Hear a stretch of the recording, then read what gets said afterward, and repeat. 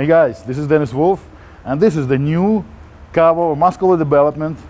Please check it out, pick it up at the stores. MD is #1, no bull.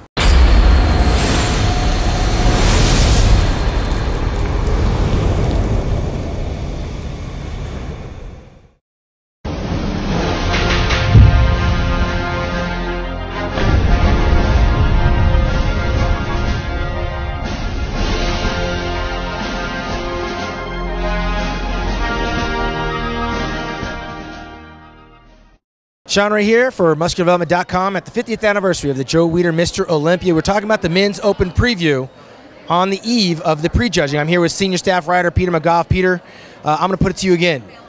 Is this Phil Heath's contest to win, or is it his competition to lose? Because historically, Mr. Olympia has a strong hold on the title, but after that press conference, Greene seemed to leave that door open.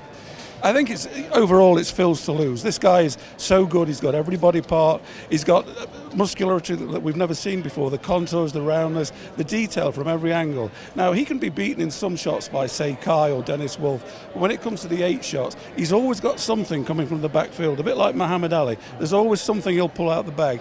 And I think, you know, he's got the money shot, the most muscular. When he does that, you've never seen anything like it. It's like a cartoon. If he's in shape, I think he'll win. Although judged on this afternoon, we've never seen a Greene so fired up. So there's either something huge under that tracksuit waiting to be unleashed and he's very confident, or this was the ultimate psych-out strategy. That's right, and if words meant anything, maybe Phil Heath would have a reason to be concerned, but at the end of the day, it is a physique competition, and Greene is the one that's going to have to live up to the words that he just shot out of his mouth this afternoon. Yeah, you know, I think Peter brings up a good point. We saw Kai like we've never seen him before at the press conference, so I agree. That either says one of a couple of things. Either Kai is really bringing something that nobody has seen before, or he's letting the pressure get to him. You know, and we've seen him a little bit off before in the past. We've seen him nail it, but you know, I personally, I think it's Phil's show. I mean, Peter hit the nail on the head. You know, in a couple poses, does Phil have the best rear lat spread? No. Kai's lats connect at his waist. They're a mile wide. Kai beats Phil in that rear lat spread shot on a mass thing. You know, they hit the rear double bicep. That's Phil's shot all day long. And Phil's bringing a level of detail and fullness that you know, Kai just doesn't have. Now, I think we'd all like to see Kai really nail it and see how it plays out with seeing both of those guys at their best. But, you know, again, with the way Kai acted at the press conference today, I think he's got something up his sleeve. Yeah, we've very rarely been surprised when it comes to the Mr. Olympia and literally the top 3, Peter. I've been here for 28 years. I very rarely saw someone pull a rabbit out of their hat. When Dexter Jackson beat Jay Cutler, it was well-deserved. And that was the last time I saw Mr. Olympia beat on stage, with the exception of Samir Banu back in 1984 by Lee Haney. How hard is it to pull a rabbit out of your hat? I mean, Kai is older than Phil. Phil is still growing and developing, so to see changes on his physique are to be expected. But on Kai's physique, would that be surprising? It would, because look, we've seen the last 2 years, we've seen 2 versions of Kai take Phil on. 2 years ago, it was the streamlined look, and he couldn't do it then. He went for detail, but couldn't match Phil on detail. Last year, he went for mass, and then the detail of Phil took over. So you've got to say, you know, apart from Dexter, shocks happen when a newcomer comes in. It doesn't happen with a guy who's been in the Olympia 8, 9, 10 times. Kai's nearly 40 years of age. I mean, maybe there is something he's going to unleash tomorrow night, but you know, something tells us that doesn't happen. Yeah, I think what we saw from Kai, surprisingly, was probably going to be the press conference more than the physique. That's just me. But speaking of 3rd place last year, Dennis Wolf, are we looking at a repeat of last year? Is Dennis Wolf a lock for 3rd, or could he surprise Kai?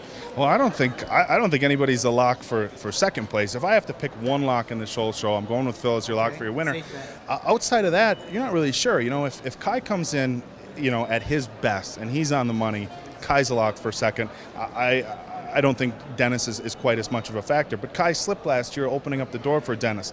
Now, I think some of the big factors here are Dexter Jackson. Dexter is bigger than he has been in the past, and it's not just numbers. For the people who have seen Dexter, we know he is bigger. He's probably a good 10 pounds bigger, but he's got that same conditioning.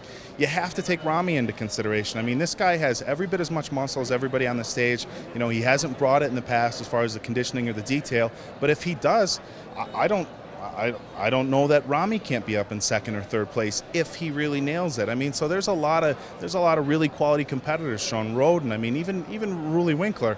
So I don't think there's really a lock in any place at this show. That's how good this Mr. Olympia is. Right. Well, one thing I think can be certain, and that's probably going to be that Dexter and Shawn Rhoden will probably wind up in that top 6.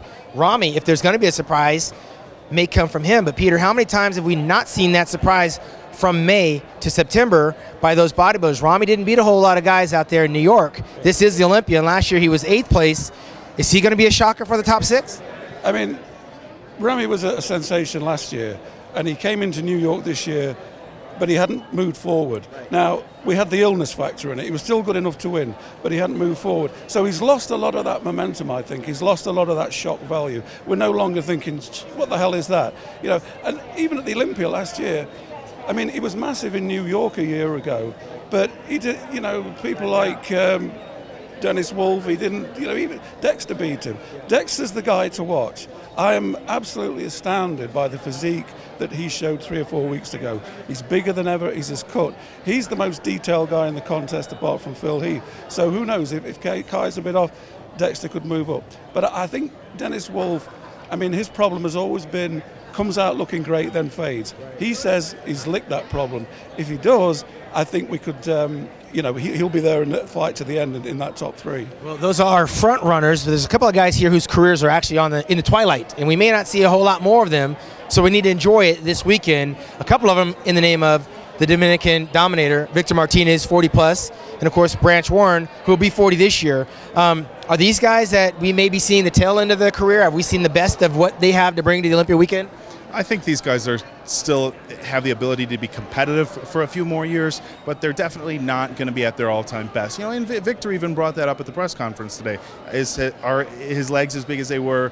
Is he overall as big as he was in 2007 when he got second and a lot of people thought he should have been first? No. Is he still going to be really competitive at this level? Absolutely. And Branch Warren, he's got some of the injuries, you know, but Branch still brings a freaky factor that, you know, and I've said this in previous, you know, play-by-plays and stuff, you really have to see Branch in person to appreciate how freaky he is. You know, Johnny Jackson, another guy on the tail end of his career. So I think, you know, we might see these guys for a few more years, but as far as them moving up and placing from here on out, I think we could possibly see Victor do that. But, you know, some of the other guys, still competitive, but don't think we're going to see them where they have been in the past. Yeah, they're going to have to pick the right contest next year in order to get back here next year, because you have to win to get to the Olympia or compete enough times to get enough points. But there are some rookies here who've got to be just basking in the glow of what Joe and Ben Weider have built over the last 50 years, namely John De La Rosa, Juan Morel, of course, our boy from Holland, William Bonek. These guys, what's going through their minds being here as not just cars on the racetrack, but participants? I think for the rookies, particularly Juan and John, I've spoken to them, they've qualified before. I mean, Juan Morel did it one year, but I said to them, look, you qualified, don't worry about this points thing.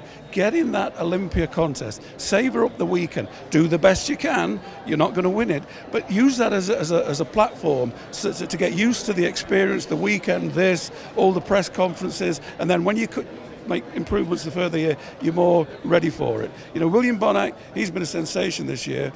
Victor beat him fairly and squarely in Tampa, but a lot of that was, I think, because William didn't hold his poses correctly. He's got to learn how to hit certain shots and hold them, because both me and David thought when we saw them individually, we thought William was going to win. When they stood next together, you know, the class of Victor and William's rawness, that was the deciding factor. Experience probably will rule the weekend, and inexperience will probably pave the way for the future. A lot was talked about the past and the future. Kai Greene talking a lot about the future. Phil Heath talking a lot about the past. We're going to find out where those two roads lead tomorrow night when we hit the prejudging of the 50th anniversary of the Joe Weider weekend here in Las Vegas. For David Baye and Peter McGough, I'm Shawn Ray, MuscularDevelopment.com.